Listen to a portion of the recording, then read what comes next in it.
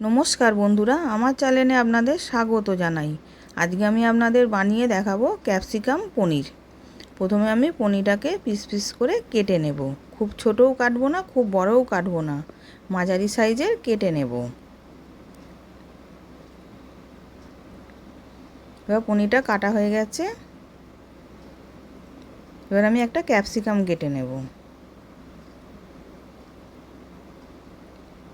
ক্যাপসিকামটাকেও piece piece করে কেটে নেব।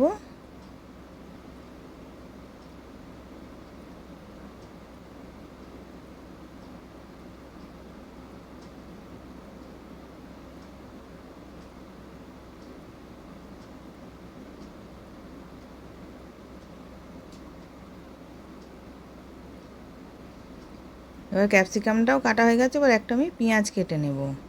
পেঁয়াজটাকেও দু আধখানা করে মাঝখান থেকে কেটে ওটাকে দুফালি করে করে নেব।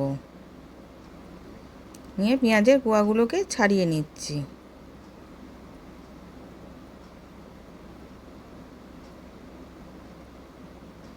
এবার ছাড়ানো হয়ে গেছে। এবার পনিরটার মধ্যে কিছু মশলা মাখিয়ে নেব। আদা রসুন পেস্ট, ঝাল লঙ্কার গুঁড়ো আর নুন, সর্ষের তেল দিয়ে ভালো করে মাখিয়ে নেব।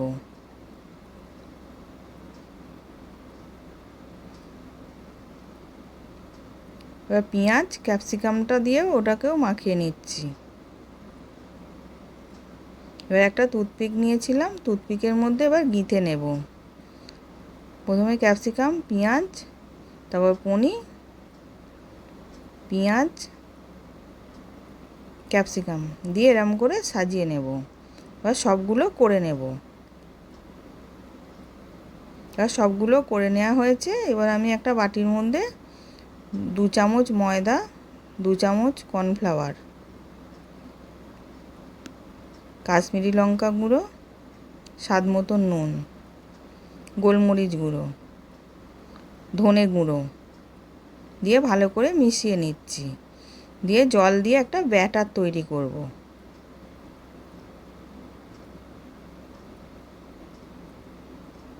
ব্যাটারটা খুব ঘনও হবে না, খুব পাতলাও হবে না।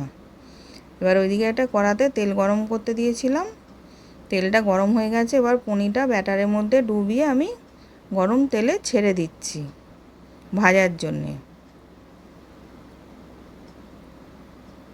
এবার এক পিঠটা হয়ে গেছে, আর এক পিঠটা আমি উল্টে দিলাম।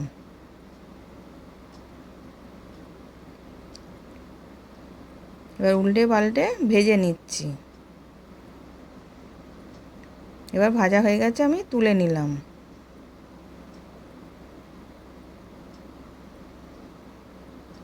এবার সার্ভ করার জন্য রেডি ক্যাপসিকাম পনির। আশা করছি ভিডিওটা ভালো লেগেছে। আমি হাজির হব আর এক নতুন রেসিপির সাথে।